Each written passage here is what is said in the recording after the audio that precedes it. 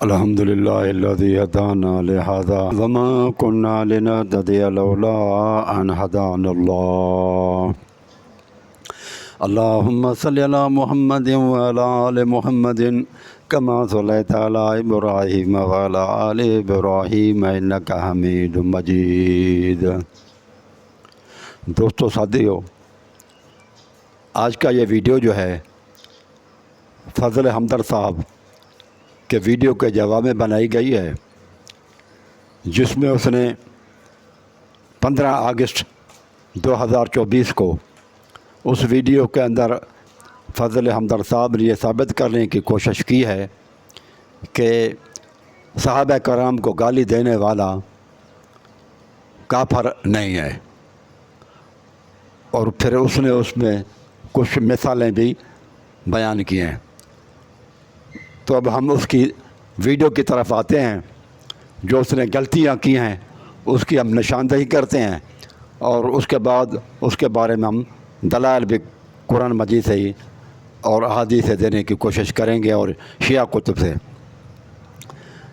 اس 15 اگست 2024 کو فضل ہمدرد صاحب نے جو ویڈیو بنائی ہے کہ صحابہ کرام کو گالی دینے والا کافر ہے، یہ طارق مسعود صاحب کو اس نے جواب دینے کی کوشش کی ہے، اور اس میں وہ کہتا ہے ثانی اثنین رسول اللہ صلی اللہ علیہ وسلم ہے، ابو بکر نہیں ہے۔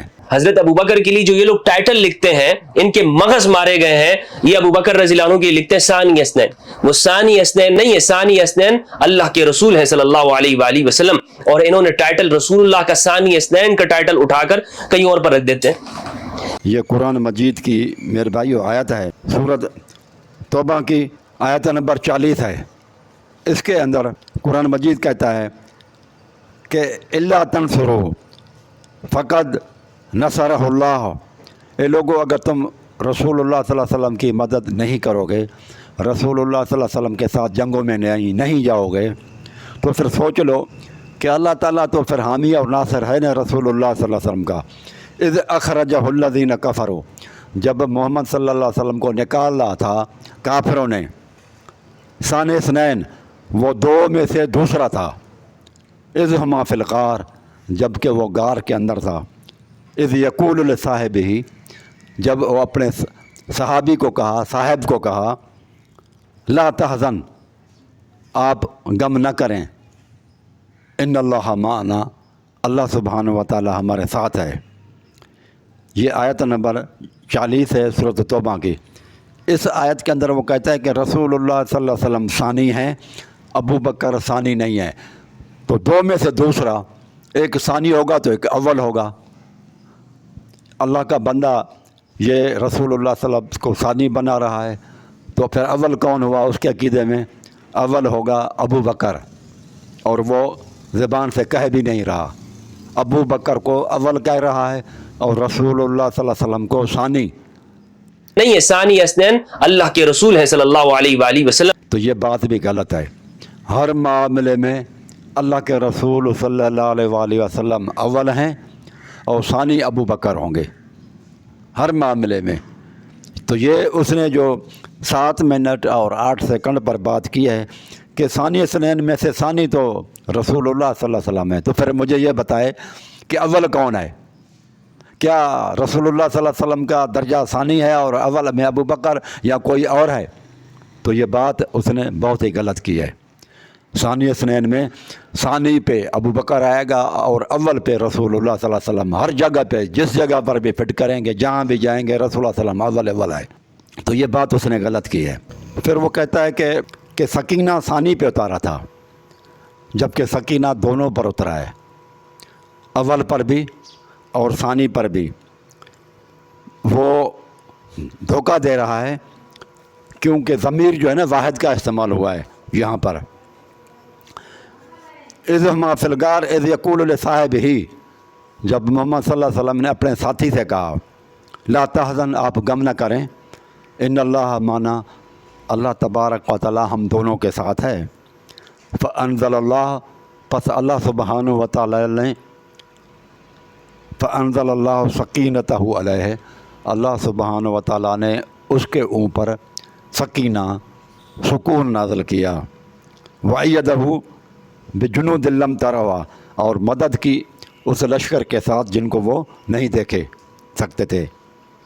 तो ये यहाँ पर कुरान मजीद की इस आयत में वो धोखा खा गया कि फ़अंज़लल्लाहु सकीनतहु अलैहि, ये वाहिद का सीगा इस्तेमाल हुआ यहाँ पर।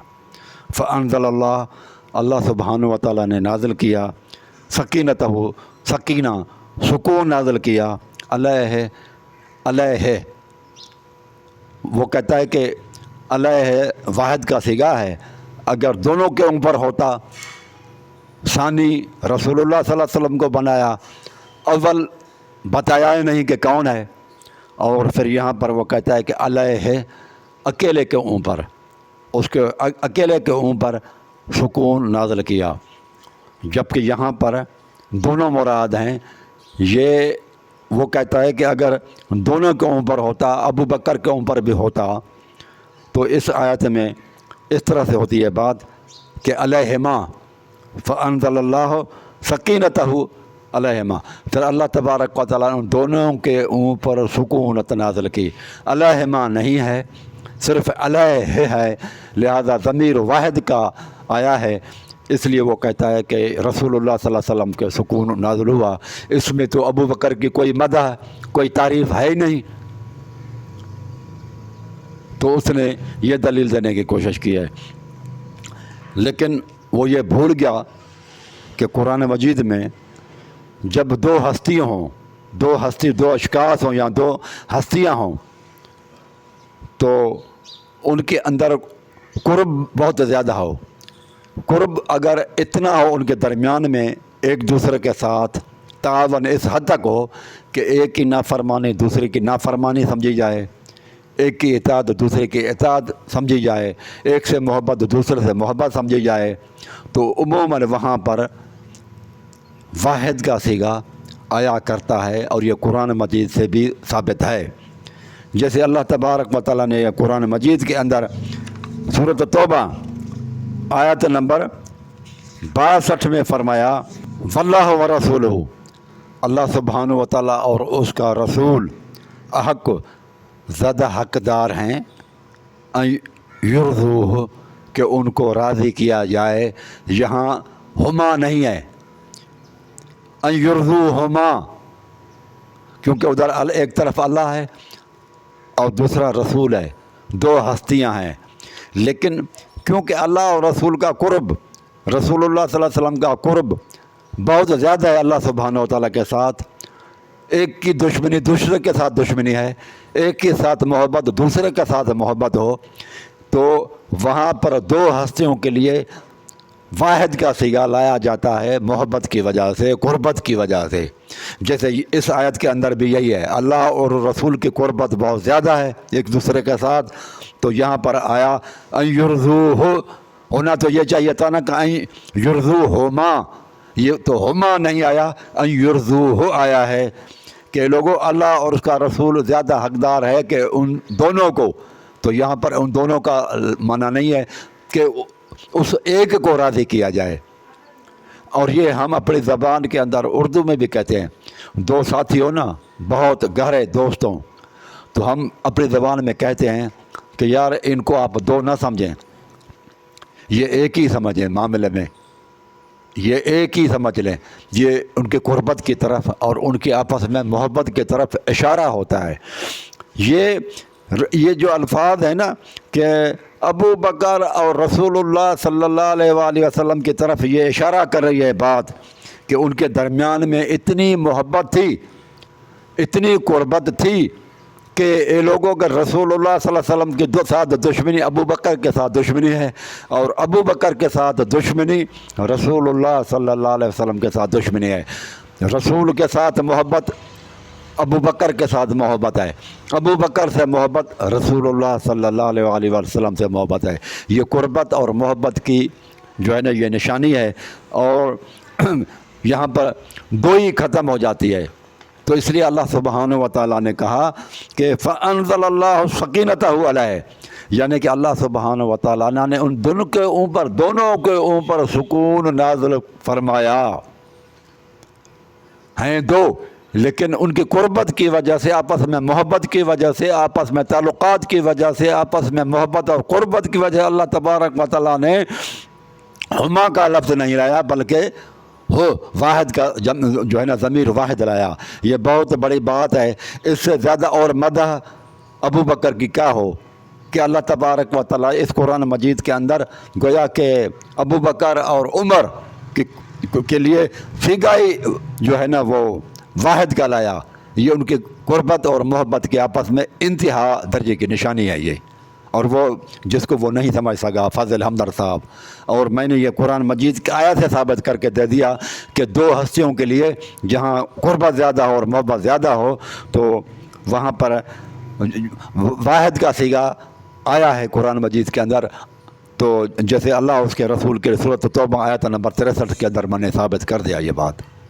اور دوسری قربت کی وہ کہتا ہے کہ قربت نہیں تھی، کوئی مدح نہیں ہے۔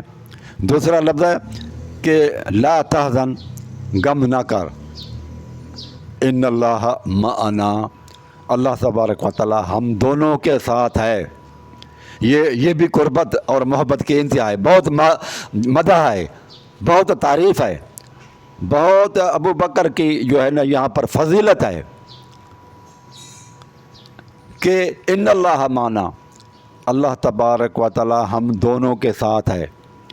اگر ابو بکر کی مدح کرنی نہیں تھی، فضیلت بیان نہیں کرنی تھی، تو رسول اللہ صلی اللہ علیہ وسلم یہ قرآن مجید کے الفاظ اس طرح سے آتے، ان اللہ معک، اللہ تعالیٰ تیرے ساتھ بھی ہے، و معی، اور میرے ساتھ بھی ہے۔ معک و معی کا لفظ نہیں ہے یہاں پر، کیا الفاظ ہیں کہ اے ابو بکر ڈرو نہیں، اللہ تعالیٰ ہمارے دونوں کے ساتھ ہے۔ اگر یہ گویا کہ رسول اللہ صلی اللہ علیہ وسلم نے ان کو بتا دیا کہ جس طرح سے اللہ تبارک و تعالیٰ کا ساتھ میرے ساتھ ہے، محمد صلی اللہ علیہ وسلم کے ساتھ ہے، جس طرح کا ساتھ اللہ کا، اے ابو بکر اسی طرح کا ساتھ اللہ سبحانہ و تعالیٰ کا تیرے ساتھ بھی ہے۔ اور کیا بات ثابت ہوئی؟ اور یہ ثابت ہوئی کہ جس طرح اللہ تبارک و تعالیٰ کا ساتھ محمد صلی اللہ علیہ وسلم کے ساتھ دائمی ہے، عارضی نہیں ہے، تھوڑے عرصے کے لیے نہیں ہے، اے ابو بکر تیرے ساتھ بھی اللہ تبارک و تعالیٰ کا ساتھ دائمی ہے، عارضی نہیں ہے۔ ویسے بھی، اور تیسرا یہ کہ لا تحزن، آپ خوف نہ کھائیں۔ یار جس بندے کا خوف جو ہے نا نہ کھاؤ اللہ تبارک و تعالیٰ کے، تو وہ تو خوف آ جائے گا کہ اللہ تبارک و تعالیٰ کی آپ کے ساتھ میت، آپ کے ساتھ جو اللہ تبارک و تعالیٰ کا ساتھ ہے وہ تو تھوڑے عرصے کے لیے ہے، میرے ساتھ تو دائمی ہے، لیکن اے ابو بکر تیرے ساتھ اللہ تبارک و تعالیٰ کا جو ساتھ ہے، مدد ہے، وہ وقتی ہے اور وہ عارضی ہے، اور اس کے بعد پھر نہیں ہوگی، یہ صرف یہاں پر ہے، غار کے اندر ہی ہے بس۔ تو پھر وہ تو ابو بکر کو تو حزن ہوگا، وہ تو اس کو حزن ہوگا کہ اللہ تبارک و تعالیٰ کا میرے ساتھ تعلق صرف یہ اس گھڑی کے لیے ہے، اس کے بعد تو اللہ تبارک و تعالیٰ کا میرے ساتھ ہمدردی اور تعاون اور ساتھ نہیں ہوگا۔ تو وہ پھر رسول اللہ صلی اللہ علیہ وسلم کا یہ فرمانا کہ لا تحزن، آپ غم نہ کریں، یہ غم نہ کریں اس کا مطلب یہ نا کہ آپ غم نہ کریں، اللہ تبارک و تعالیٰ کا ساتھ آپ کے ساتھ ایسے ہی ہے جیسے میرے ساتھ ہے، اور وہ دائمی ہوگا، میرے ساتھ دائمی ہے تو آپ کے ساتھ بھی دائمی ہے۔ یہ ہے غم کو دور کرنے والے الفاظ۔ وہ تو الفاظ غم کو دور نہیں کریں گے کہ ابو بکر تیرے ساتھ تو اللہ کا ساتھ تھوڑے عرصے کے لیے اور میرے ساتھ تو دائمی عرصے کے لیے، یہ تو غم کو دور نہیں کریں گے الفاظ۔ غم تو اس وقت دور ہوگا کہ جب یہ تصور ابو بکر کو دیا جائے، تسلی دی جائے کہ ابو بکر جس طرح سے میرے ساتھ قیامت تک ساتھ ہے اللہ سبحانہ و تعالیٰ کا، ہمیشہ کے لیے، تیرے ساتھ بھی ہمیشہ کے لیے، تو یہ مدح ہی مدح ہے اس میں، لہذا صاحب ہی میں بھی مدح ہے اور ان کا جو ہے نا فضیلت ہے۔ صاحب ہی اپنے ساتھی کو کہا، لیکن یہاں پر اس کا قرینہ اور نشانی موجود ہے کہ ساتھ ہونا چاہیے، کیونکہ رسول اللہ صلی اللہ علیہ وسلم تکلیف میں ہیں، پریشانی میں ہیں، اور ابو بکر تکلیف اور پریشانی میں جو ساتھ دیتا ہے نا، پریشانی اور تکلیف میں، اس کو وفادار کہتے ہیں۔ جو بندہ وفادار نہ ہو وہ تکلیف میں ساتھ نہیں دیتا۔ رسول اللہ صلی اللہ علیہ وسلم کے اوپر تو انعامات رکھے ہوئے تھے نا، کہ جو رسول اللہ صلی اللہ علیہ وسلم کو پکڑے گا وہ بھی سمجھتے تھے یا قتل کرے گا، تو اس کے لیے تو 100 جو ہے نا وہ اونٹ انعامات رکھے ہوئے تھے رسول اللہ صلی اللہ علیہ وسلم کو پکڑنے کے لیے۔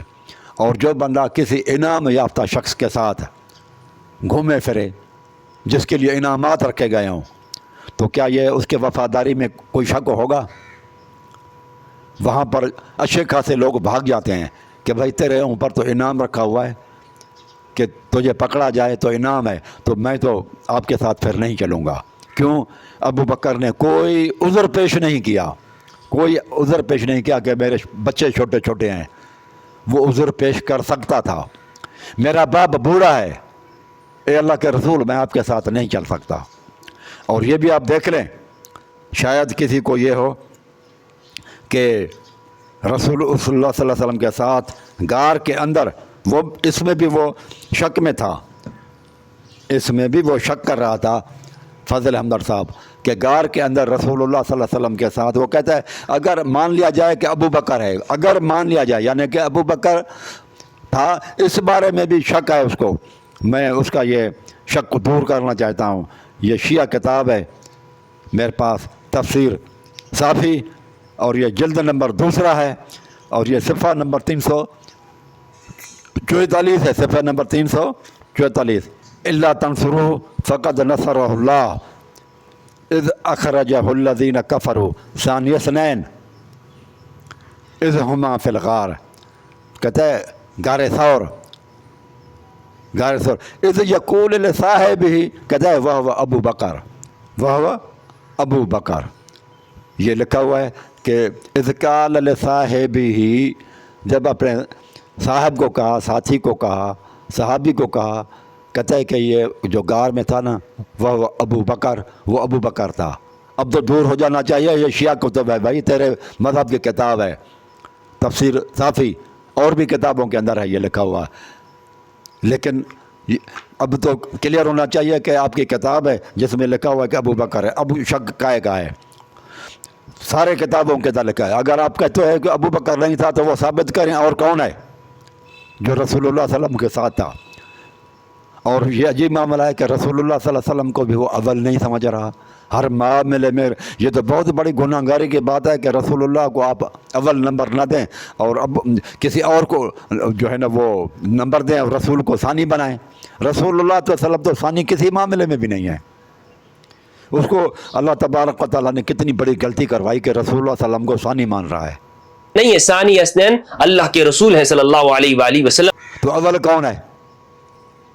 اور وہ بیان نہیں کر رہا اس میں، یعنی کہ اللہ تبارک و تعالیٰ نے دونوں کے اوپر سکونت نازل کی، سکون نازل کیا، سکینہ نازل کی، جنت کی ہوا کو بھیجا، اور جس کو اوپر سکینہ نازل ہو جائے وہ پھر بعد میں گمراہ نہیں ہوتا، اللہ تعالیٰ اس کے بجا لیتا ہے، اللہ تعالیٰ پھر اس کی حفاظت کرتا ہے۔ اس طرح سے وہ کہتا ہے صاحب لفظ سے مراد صحابی نہیں ہوتا، دھوکہ نہ کھاؤ، ٹھیک ہے ہم نے مان لیا۔ اس طرح سے وہ کہتا ہے لفظ قرآن میں کافر کے لیے بھی استعمال ہوا ہے، یا صاحب یا سجن، اے میرے قید کے ساتھی ہو، تو وہاں پر لفظ موجود ہے نا کہ یا صاحب یا سجن، تو صاحب یا سجن قید کے ساتھی ہو، وہاں پر تو رسول اللہ صلی اللہ علیہ وسلم نے ان کو دین کا ساتھی بنایا ہوا ہے، اللہ تعالیٰ نے دین کا ساتھی، دکھ سکھ کا ساتھی بنایا ہوا ہے۔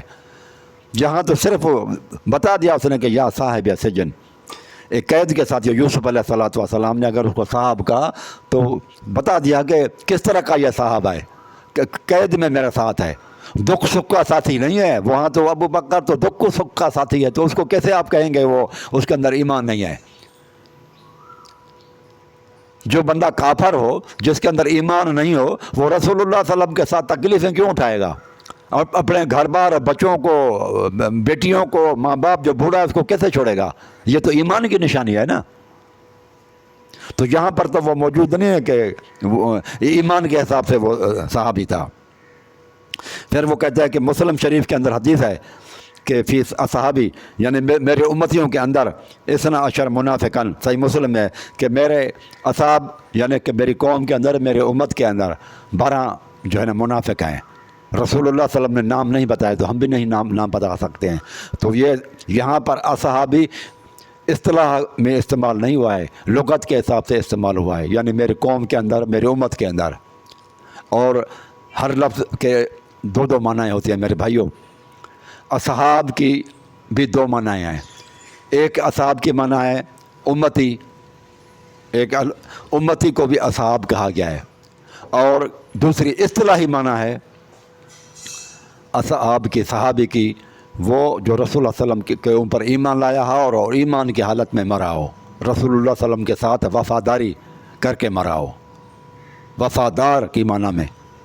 तो इस्तिलाह के अंदर जैसे आप देखें कि रसूल लफ्ज़ की दो मानाएँ हैं, पैगाम रसान, पोस्टमैन, डाकिया, कासिद, उसको भी कुरान मजीद के अंदर अल्लाह सुब्हानहु व तआला ने कहा है। जैसे सूरत यूसुफ आयत नंबर 50 के अंदर है, वकाल मलिक उतनी भी, बादशाह ने कहा उस आदमी से जो जेल में से रहा होकर आया था बादशाह के पास और साकी बन गया था उनका, पहले यूसुफ अलैहिस्सलाम के साथ जेल में था, फिर वो यूसुफ अलैहिस्सलाम ने ख्वाब उसको बता दिया कि तुम बादशाह के साकी बनोगे, उसके पास चले जाओगे, तो जो है ना उसको मेरे बारे में भी कुछ बताना कि एक बंदा जो है ना बेगुनाह जेल के अंदर पड़ा हुआ है। तो कुरान मजीद कहता है बादशाह ने उस आदमी से कहा, वकाल मलिक उसने भी, बादशाह ने उसको कहा कि जाओ और उसको मेरे पास ले आओ।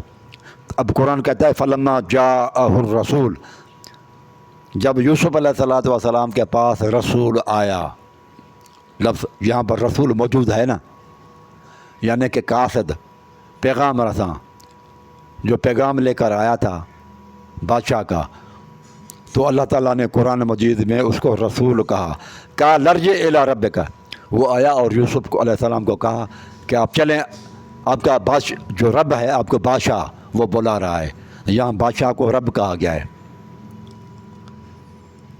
तो ये कुरान मजीद की आयत के अंदर बताया दिया गया कि इसी तरह से रसूल, ये सूरत हज के अंदर 17वां पारा सूरत हज और उसका आखिरी रुकू है, अल्लाह यस्तफ़ी मिनल मलाइकत रुसुलन, अल्लाह सुब्हानहु व तआला चुनता है फरिश्ते, रसूल, मिनल मलाइकत रुसुलन, रसूल जो है ना वो फरिश्तों में से, व मिनन नास, और इंसानों में से। यहाँ पर फरिश्तों में से और इंसानों में से रसूलों को अल्लाह ही छांट लेता है, तर्जुमा। तो यहाँ पर अल्लाह यस्तफ़ी, अल्लाह ताला चुन लेता है, मिनल मलाइकत रुसुलन, रसूल जो है ना वो मलाइकों से, फरिश्तों में से, व मिनन नास, और इंसानों में से।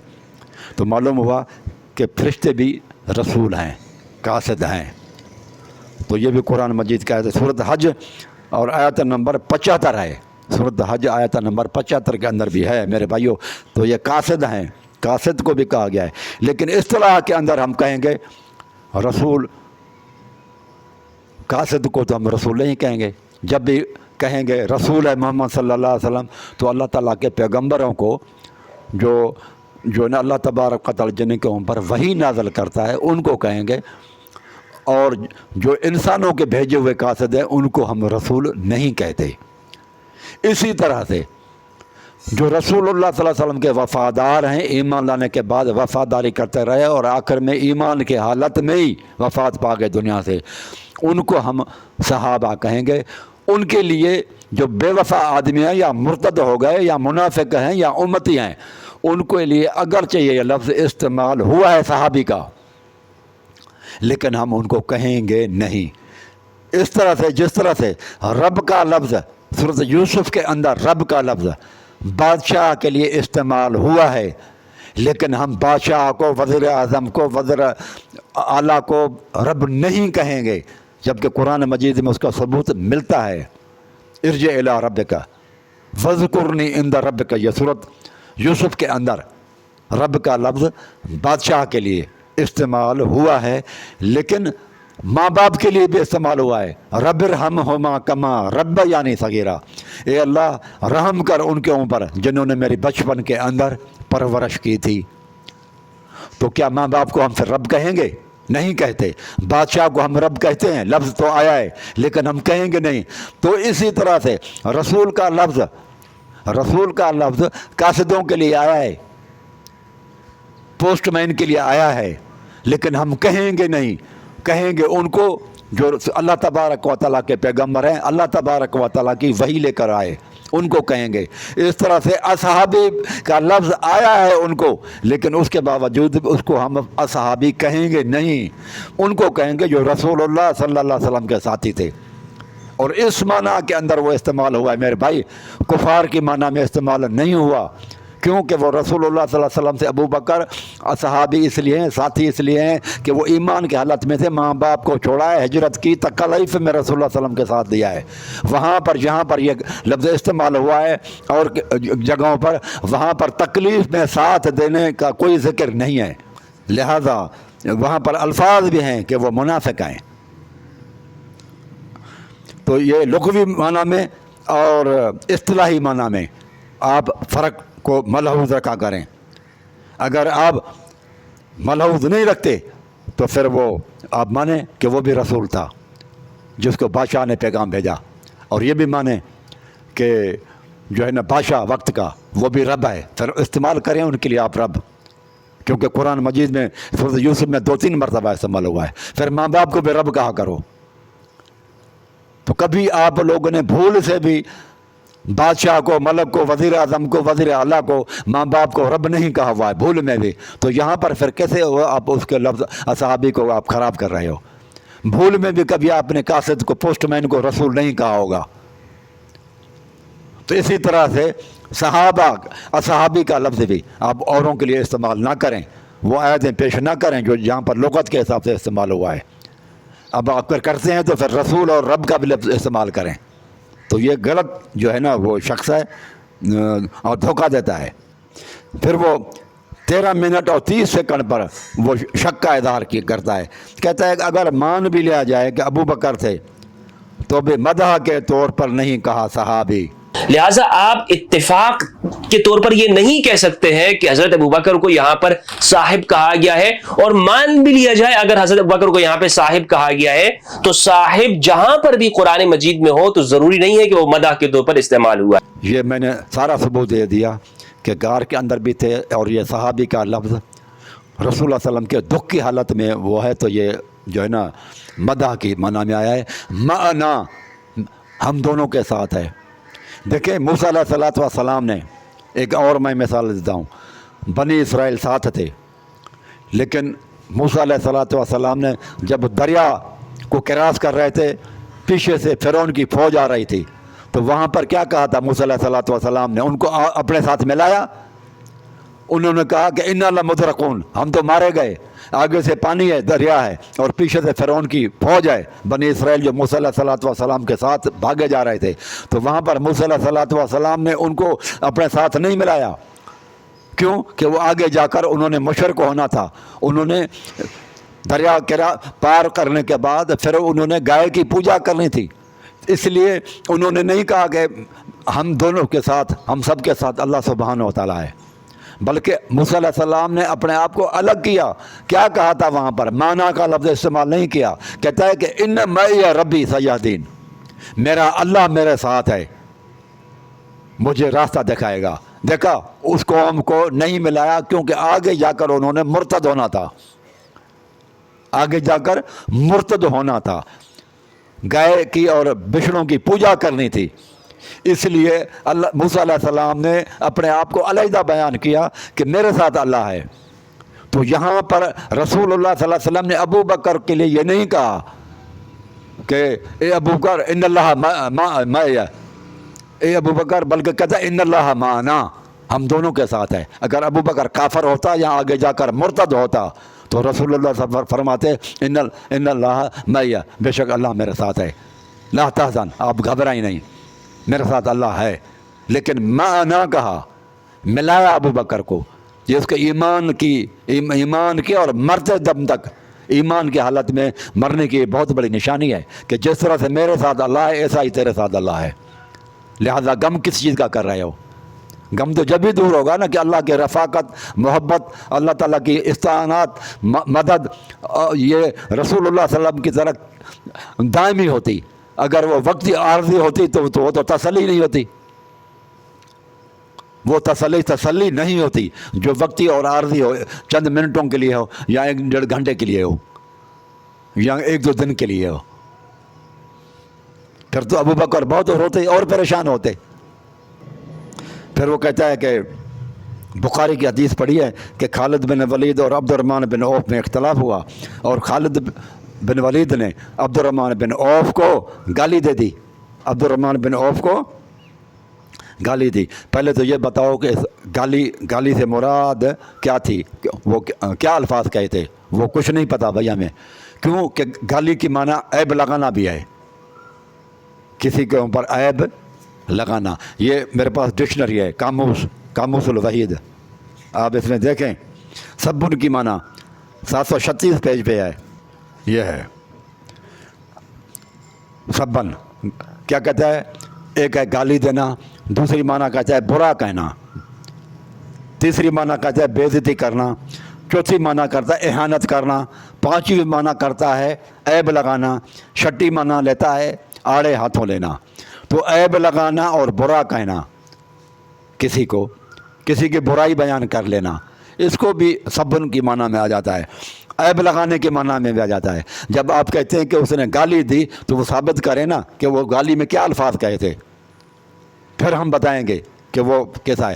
پھر دوسرا یہ ہے کہ عبد الرحمن بن عوف کو جب اس نے گالی دی تو وہ یہ نہیں جو ہے نا کہ اس حساب سے تھوڑی تھا کہ اس نے کہا کہ تم کافر ہو، مرتد ہو، اور بعد میں اس کو گالی دی۔ دین کے معاملے میں عبد الرحمن بن عوف کو اس نے نہیں کہا کہ دین کے حساب سے آپ بے دین ہو گئے ہیں، آپ مرتد ہو گئے ہیں، دین سے نکل چکے ہیں، اور اس کے بعد اس کو گالی دی۔ وہ کسی دنیا کے اندر کسی چیز میں، اور گالی سے مقصد کیا ہے وہ بھی تو بیان کریں نا، آپ ثابت دیں کہ اس نے گالی میں کیا الفاظ کہیں۔ جب تک وہ الفاظ آپ نہیں بتائیں گے تب تک ہم بھی نہیں بتا سکتے کہ کیا کہا تھا، تو ہم اس کو کے لیے کیا کہیں الفاظ۔ لیکن شیعہ بھائی، وہ عبد الرحمن بن عوف نے اس کو دین سے نہیں نکالا تھا، لیکن یہاں معاملہ اور ہے۔ فضل ہمدرد صاحب، شیعہ بھائی کہتے ہیں کہ سوائے 3 کے اور 4 کے سارے مرتد ہو گئے تھے، دین سے پھر گئے تھے صحابہ۔ یہ رجال کشی ہے میرے ہاتھ میں، صفحہ نمبر 20 پہ ہے، آپ کے ساری کتابوں، بہت ساری کتابوں میں ہے۔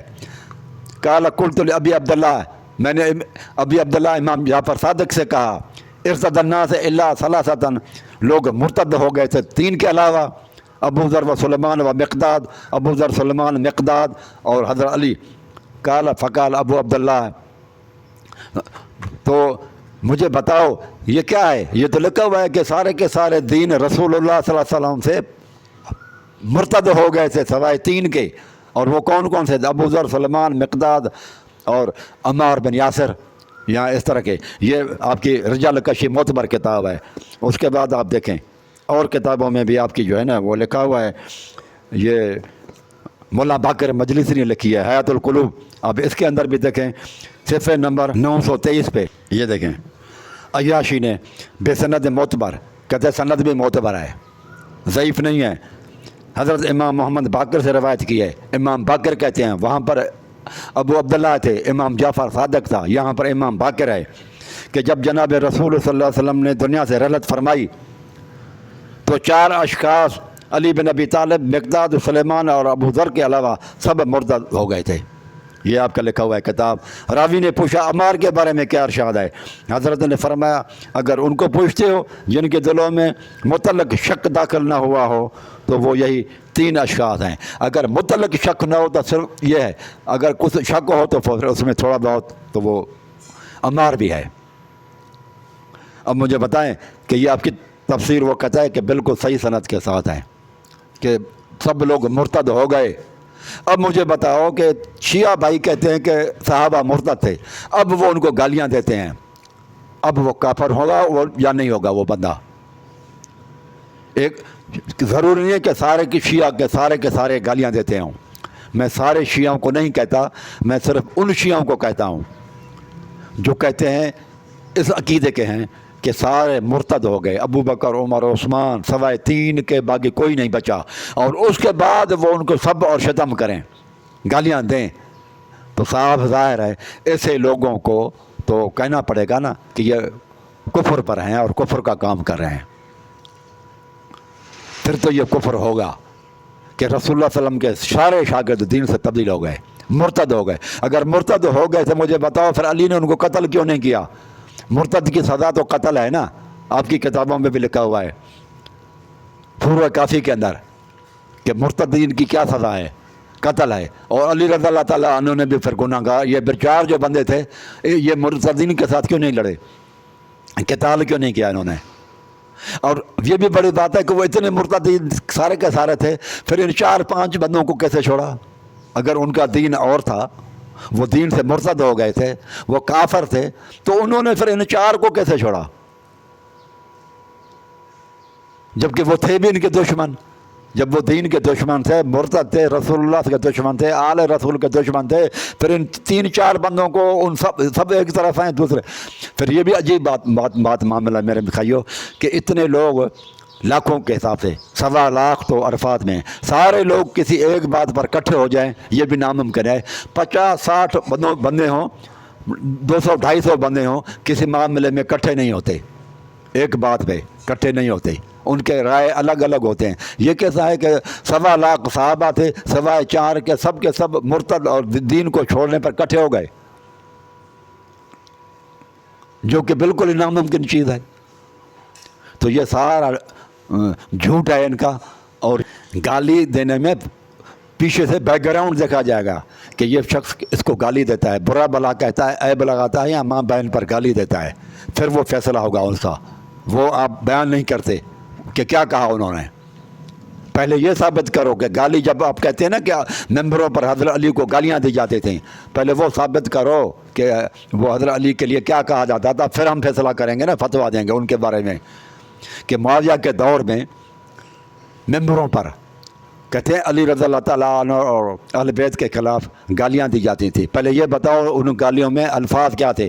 وہ ان کو عیب لگاتے تھے، سست کہتے تھے، یا یہ پھر یہ کہنا صرف عیب لگانا کہ یار حضرت علی رضی اللہ تعالیٰ عنہ حضرت عثمان کے قاتلوں کو جو ہے وہ سزا نہیں دیتے، ان کو پکڑتے نہیں ہیں، یہ بھی عربی کے اندر یہ عیب لگانا اور اس معاملے میں برا کہنا، یہ بھی، اس کو بھی سبن کہا جاتا ہے عربی کے اندر۔ عربی میں اس کو بھی کسی کی پیٹھ کے پیچھے سست کہنا، یہ بھی عربی کے اندر سبن ہے۔ پہلے تو یہ بتایا جائے کہ اس گالی کا مقصد کیا ہے، کیا الفاظ تھے، پھر سوچ کر بندہ کہہ سکتا ہے کہ یہ چیز ہے۔ تو یہ ایسے کہہ لینا صرف کہ بھائی ممبروں پر گالیاں دی جاتی تھیں اور لوگوں کو بھڑکانے، جذبات بھڑکانے والی بات ہے، اور یہ جو ہے نا بات صحیح نہیں ہے جب تک کہ یہ کلیئر نہ کیا جائے کہ وہ کیا کہتے تھے، پھر پتہ لگے گا۔ کیونکہ سب کی معنی عربی کے اندر عیب لگانا بھی ہے، اور یہ بھی سب میں آ جاتا ہے کہ حضرت علی نے دیر کی ہے، سستی کر رہے ہیں، اور قاتلین عثمان کو نہیں پکڑ رہا۔ عربی کے اندر ایسے الفاظ پیٹھ کے پیچھے کہنے کو بھی سب کہا جاتا ہے۔ تو ممبروں پر یہ کہا جاتا تھا کہ حضرت علی نے جو نا حضرت عثمان کے قاتل ان کے پاس ہیں، وہ ان کو پکڑتے نہیں ہیں، تو یہ بھی عربی کے اندر اس کو بھی سب کہا جائے گا۔ تو میرے بھائیوں، اس نے جو کہا ہے نا کہ صحابہ کرام کو گالی دینے والا کافر ہے، ہاں اس حساب سے اگر وہ ان کو یہ کہتا ہے کہ وہ مرتد تھے اور بے دین ہو گئے تھے، پھر وہ گالی دیتا ہے، تو وہ بالکل ایسے آدمی کافر ہیں۔ لیکن وہ جو ان کو بے دین نہ کہیں، ان کو جو ہے نا کافر نہ مانیں، لیکن کسی چیز کے اوپر کبھی کبھی کچھ انسان ہو جاتا ہے، پیٹھ کے پیچھے یا کوئی عیب لگا دیتا ہے اس کے اوپر، یا اس میں جو ہے نا ان کو سست کہہ دیتا ہے، یا کوئی کبھی کسی کو کوئی دوست برا بھلا کہہ دیتا ہے، تو وہ اس کی وجہ سے پھر وہ کافر نہیں ہوگا۔ تو یہاں پر معاملہ جو ہے نا التشی کے کتابوں کا اور ہے، وہ ان کو گالیاں بھی دیتے ہیں اور ساتھ ہی میں یہ عقیدہ رکھ کر گالیاں دیتے ہیں کہ وہ سارے کے سارے بے دین ہو گئے تھے سوائے 3 کے۔ لہذا ایسا عقیدہ جس بندے کا بھی ہوگا، ضروری نہیں کہ سارے شیعوں کا یہ عقیدہ ہو، لیکن جن کا یہ عقیدہ ہوگا وہ تو یقیناً کافر ہو جائے گا۔ تو یہ جو ہے نا غلط، اس نے کئی غلطیاں کی ہیں، میں نے جن کی آپ لوگوں کے سامنے نشاندہی کی ہے۔ اقول قولی ھذا استغفر اللہ استغفر اللہ۔